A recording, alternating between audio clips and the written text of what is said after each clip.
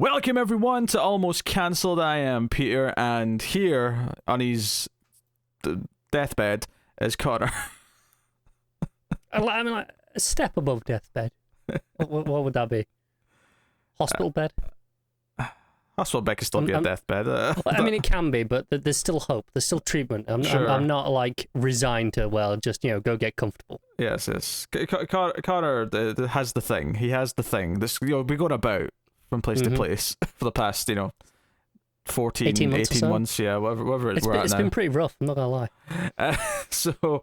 We're going to have Superman and Lois season 1 episode 12. It's called Through the Valley of Death. Oh, that was perfect. Which Connor himself is currently traveling through. But hey, so full spoilers for the episode as always, and of course we had the big cliffhanger last episode with Superman sort of giving himself into Morgan Edge and going out to his desert fortress.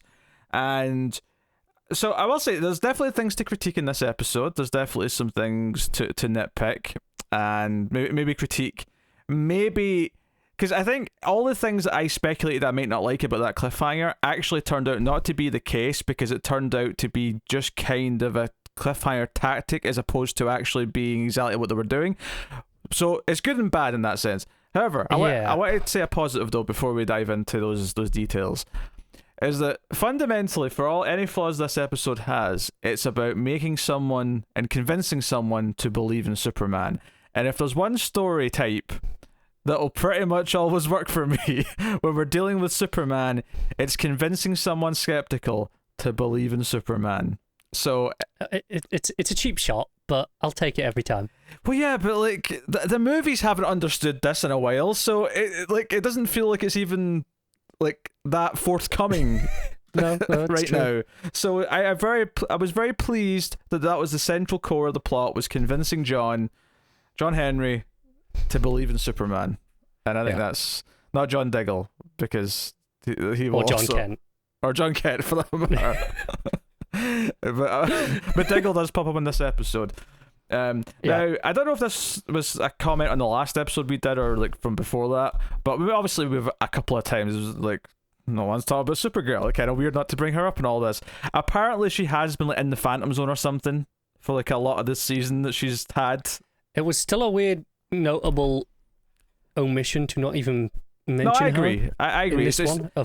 It's weird that someone didn't go, can't we get Kara involved in this? It's like Diggle's popping up and going, hey, yeah, me and Lila and Argus, and I'm like, this doesn't feel like the same world anymore. Like, this feels so divorced, and like, what is going on? I mean, all you really need is like have Lois say, can we get Kara in this, or like, because there's several points in this episode where they're basically saying, oh no, we have to try and rescue Superman because, I mean, let's face it, we need him to fight, to fight, I almost said Zod there, more on Zod later, but we need him to fight Edge, and I'm like, there is one other Kryptonian.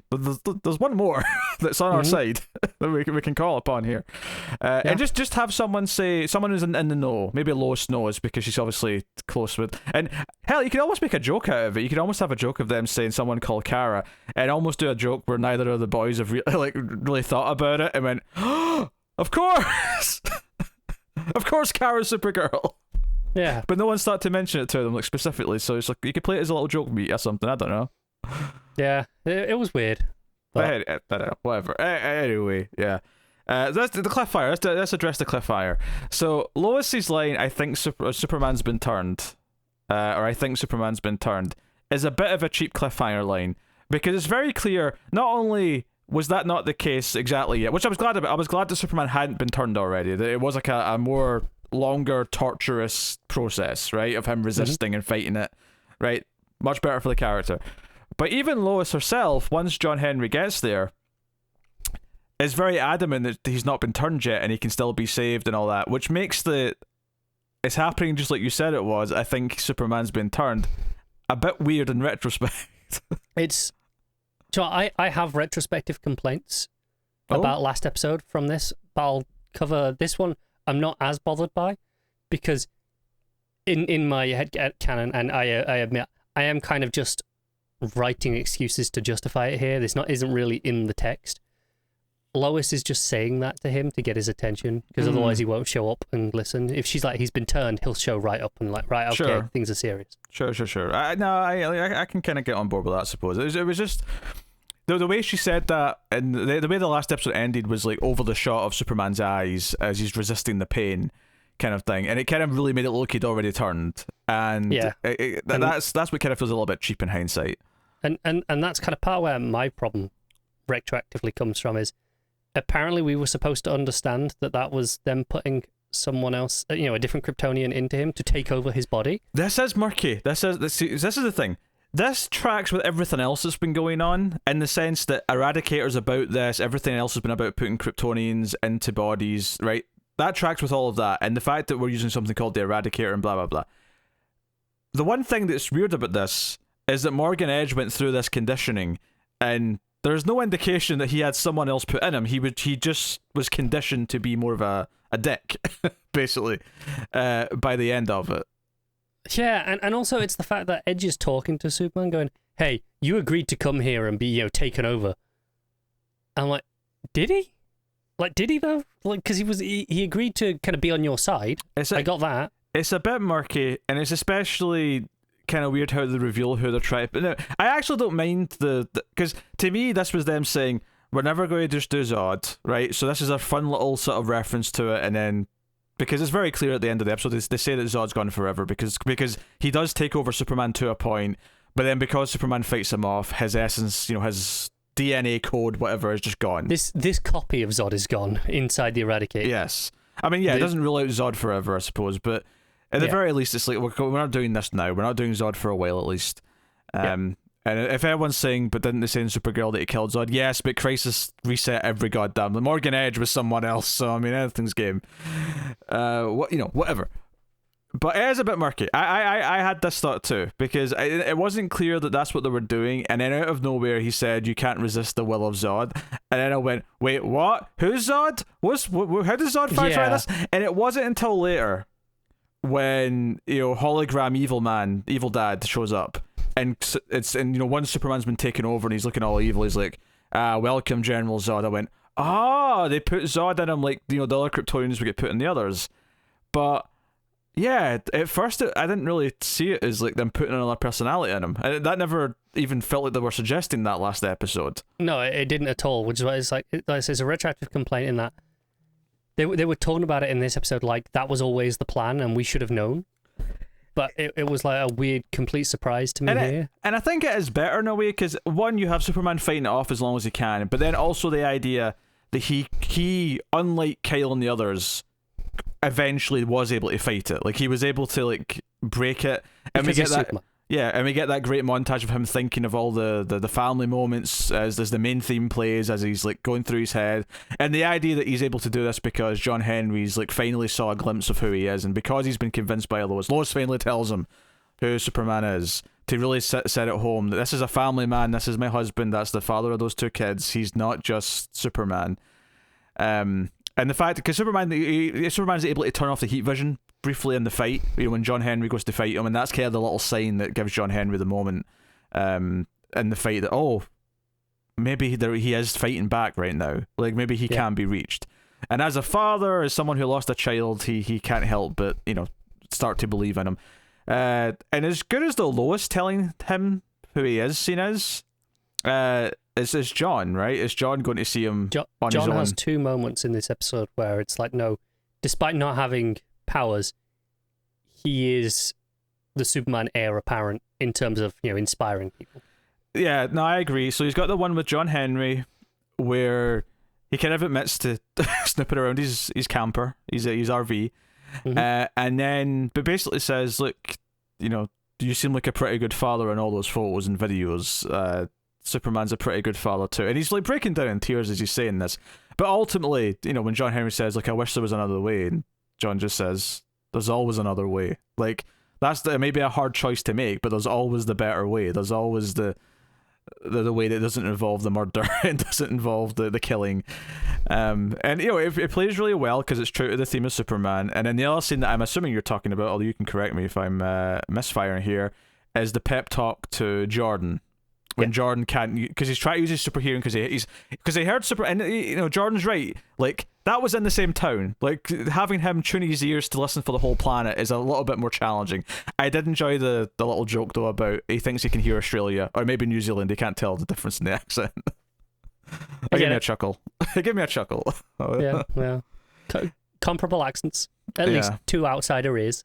Yeah, I mean, I'm sure New Zealanders and Australians can tell the difference quite easily. But we get people who think our accents are similar. Which is really... Okay, that's to really weird us, that is horrifically alien. Yeah, but I think most Americans would agree that some Canadians do sound soft enough that they just sound American. There's an extreme Canadian accent that I can tell, but there's definitely some that I can. And likewise, there's the Minnesota accent, which can sound more Canadian. For a lot of time, but anyway, I thought it was a good speech. That was him like saying, "No, you can do this." I believe because it didn't feel like he was like, "No, Jordan, you need to do this. You're the idiot with power, so you have to do this." There was this motivational. No, I believe in you. You can do this.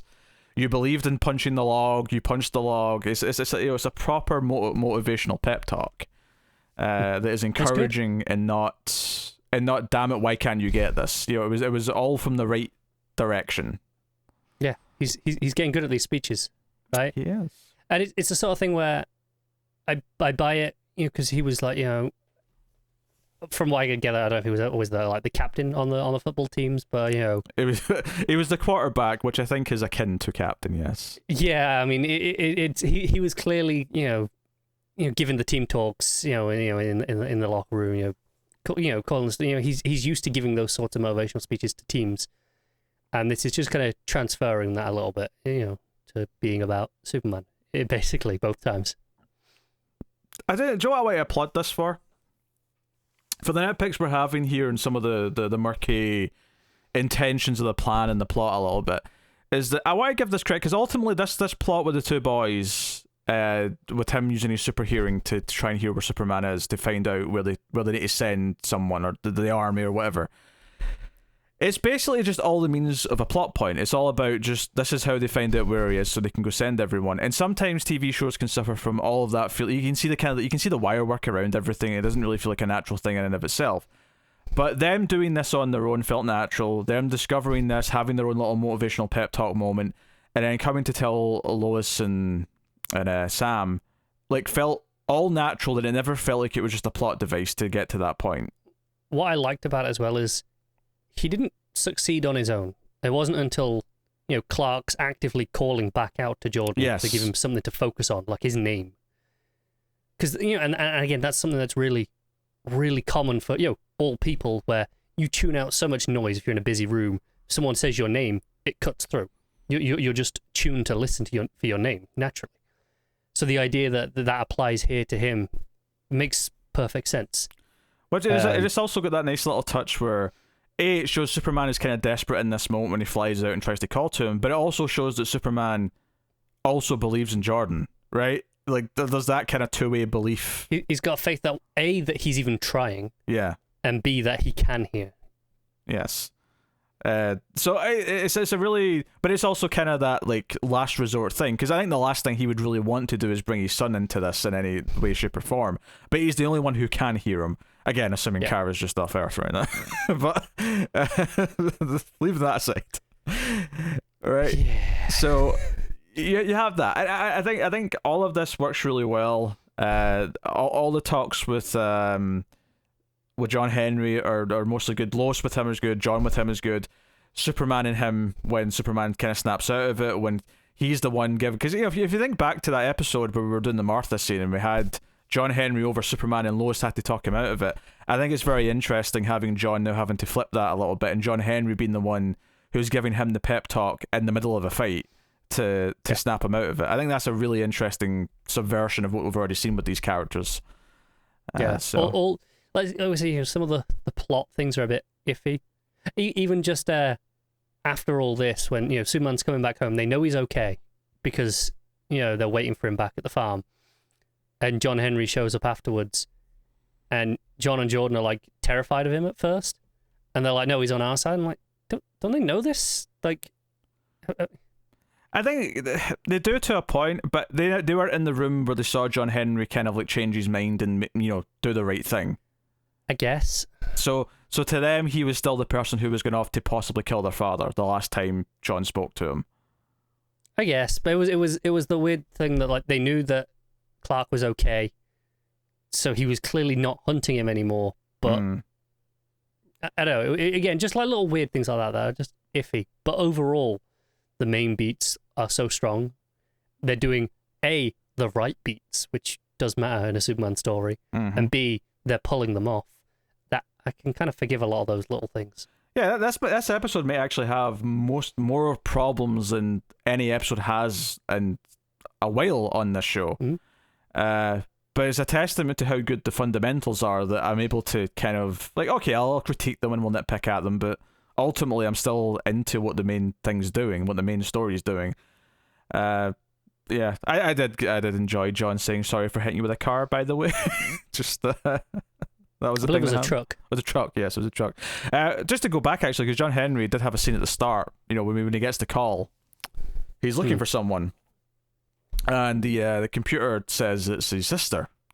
And does he have a sister in the comics that I'm blanking on? Because I was thinking if this was how they were going to do a slightly different version of Natasha, maybe. Well, she's his niece, right? Yeah, so I'm because so and he has to have a sibling of some sort. Well, that's a fair point. I mean, assuming it's not, you know, his wife's sibling, and then it's there's no relation by blood. But I was always under the impression there was. No, you're right. You're right.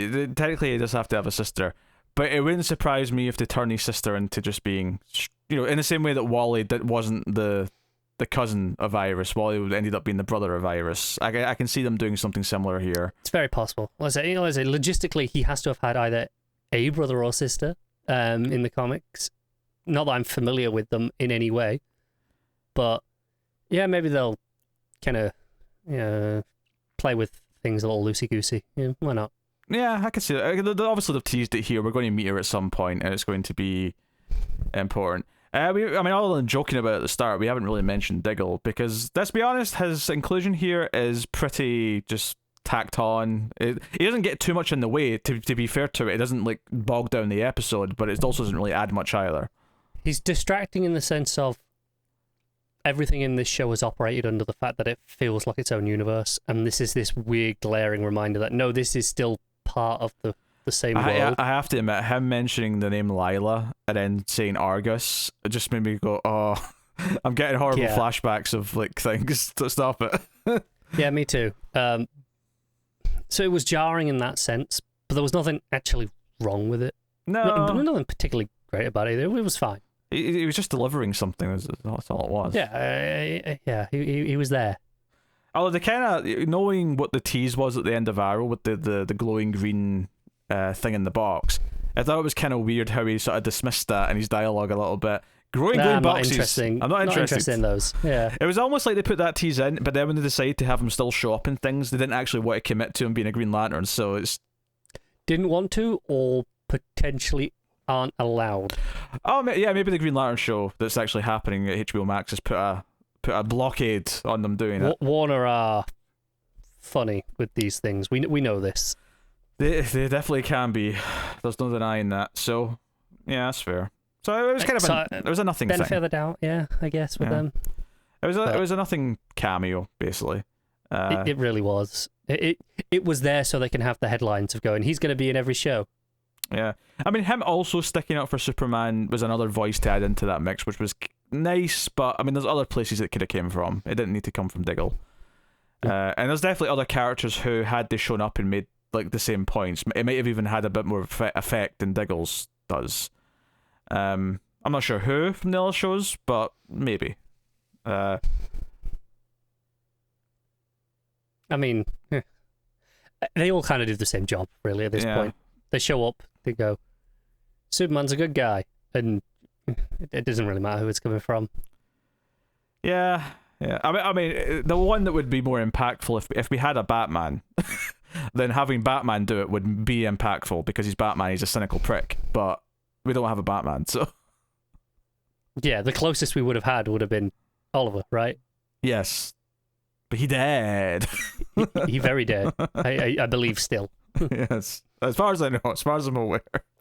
Things may have changed in the past year for all we know, but Yes. I think he's still dead. I think I saw something about Flash doing Still Force stuff this season. They've got Still Force going on.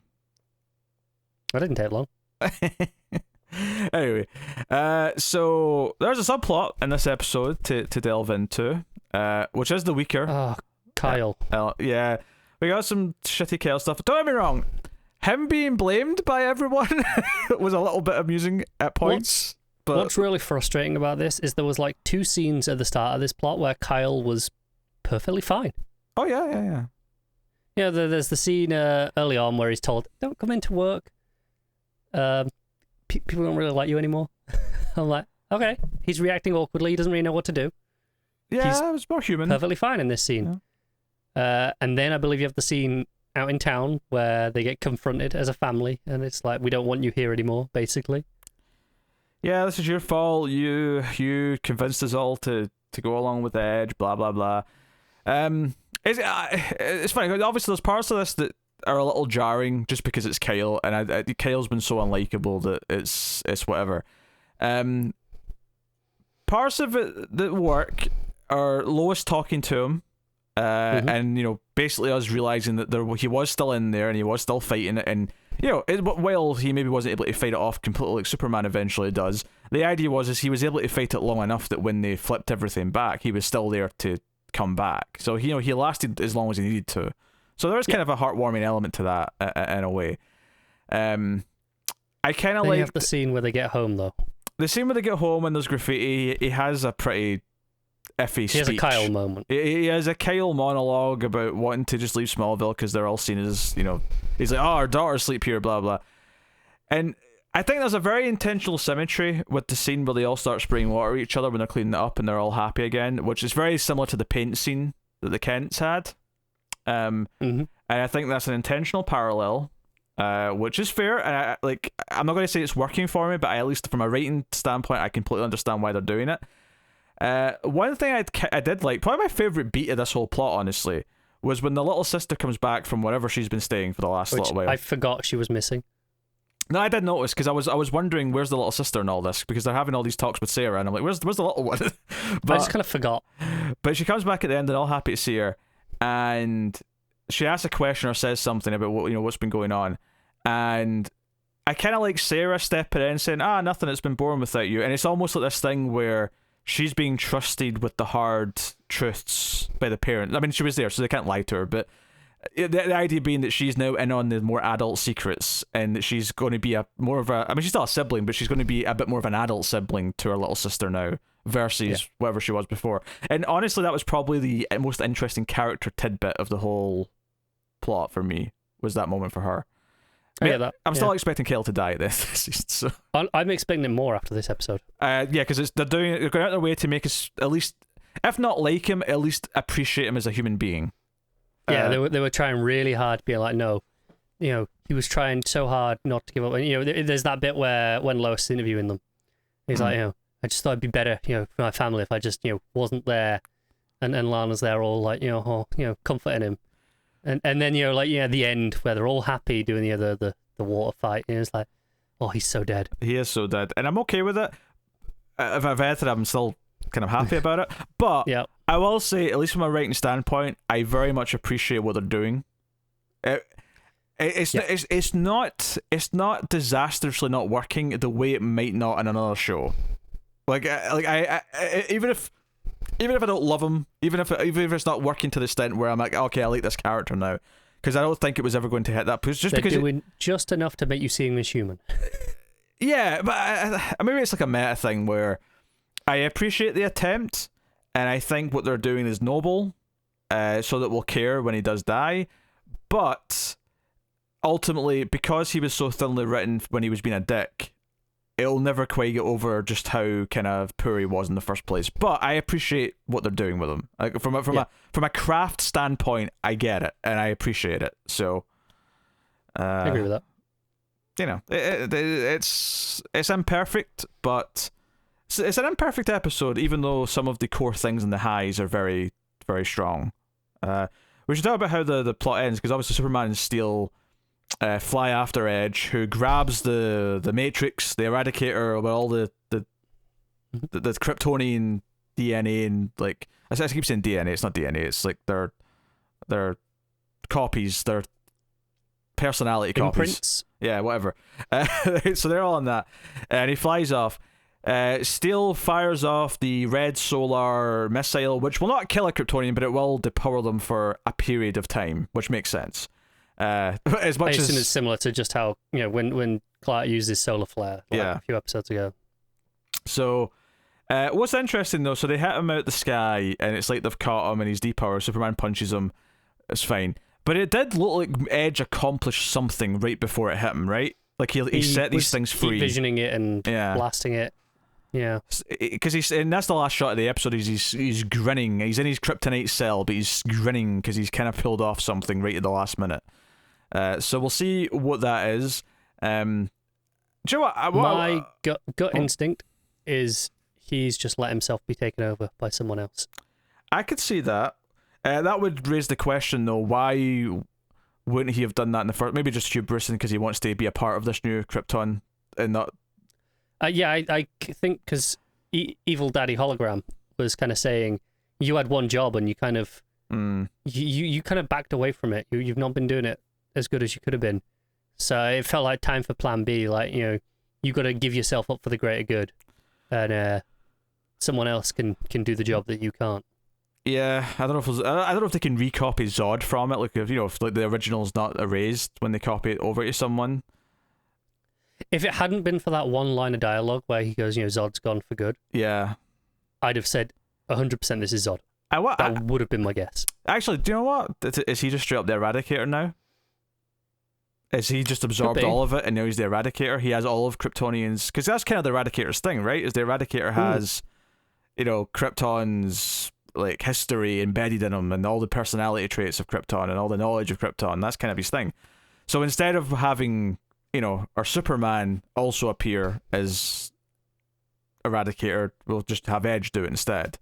It does mean we probably won't get the exact Eradicator outfit though, because I don't see him changing it to look kind of like a morphed version of Superman's, but that's what it is. No, I can live without that, Don't get wrong, it would be cool, but... I want the shades though. I need the visor thing that he wears. That visor is cool. It's aggressively 90s, but it's kind of cool.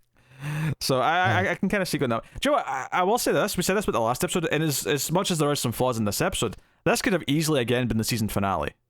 Like I think both the last episode and this episode easily could have worked as finales. So the fact that we have 3 more episodes left, I think 13, 14, 15, yeah, 3. I had to think about that. It makes me like, what have you actually got planned for the finale at this point? Because it feels like you're doing all these big things, but you keep like having it roll into another big thing. It's kind of impressive to a point. And it's not like it's a 1-season show where, that's going to be the end. They know they've got a season 2 coming, and I think they knew for a while, but presumably before they finished shooting. To me, it says that they're not afraid to just have a lot of plot and not repeating whatever. And maybe season 2 could be more slow paced. Season 2 could. This is the sort of episode where we're kind of positive on it, right? Yeah. But it's like, okay, if this was the same sort of thing, episode after episode, where we're having just this amount of critiques, it probably builds up. But the show's kind of been pretty solid. It's earned some trust. It's reminding me more of some, like, in terms of the speed it's going through. It's reminding me more of Agents of S.H.I.E.L.D. than it is of other CW shows. Yeah, I'd agree with that. It's got the kind of that pacing going for it. Yeah, in that it's just like, no, we got a story. We're not going to drag it out for the sake of dragging it out. We're not going to tell the same story 12 times. They could have had Superman just being evil for like 3 episodes and then not getting back to the finale. But they didn't. They made this story, and I think the reason why it doesn't feel rushed to me is because they made the story about making John Henry believe in him to like fight for him. And because that was the story, that felt like a 1-episode story they could do. And because that's what brought him back, it didn't feel cheap. It didn't feel quick. I mean, even you could have had that done, and then just Edge got away at the end. You could, yeah. And and we probably wouldn't have complained about that. We'd have gone, no, you saved Superman. You achieved the goal you set out to do this episode. So what if Edge got away? You'll go after him next time, right? But the fact that they have Edge locked up, they immediately just go right after him and capture him. That's, again, it's like quicker than I'd expect, and in a way that they could have got away with being looser, and we wouldn't have really complained about it. Yeah, and it feels like Edge now is doing whatever he did do was a last ditch effort. I think it feels like he's getting in. Not that what he was doing before wasn't dangerous to everyone else, but it feels like now that all They're more unhinged. Yeah, now that all the plans have fallen through, it feels like this is all going to be a bit more erratic here. And as soon as you pause and then you grin, I was like, I know exactly what you're going to bloody say. It's terrible. The Eradicator will be erratic.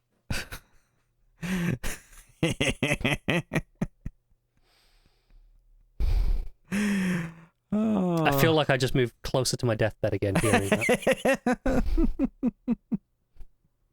Take me, sweet COVID. Take me. Oh dear. I wasn't expecting. I for some reason I thought it was at least another week until this was back. I did not realize that it was back this week, so it was a pleasant surprise yesterday. When I became when aware I was of like, it. hey, isn't that back on this week?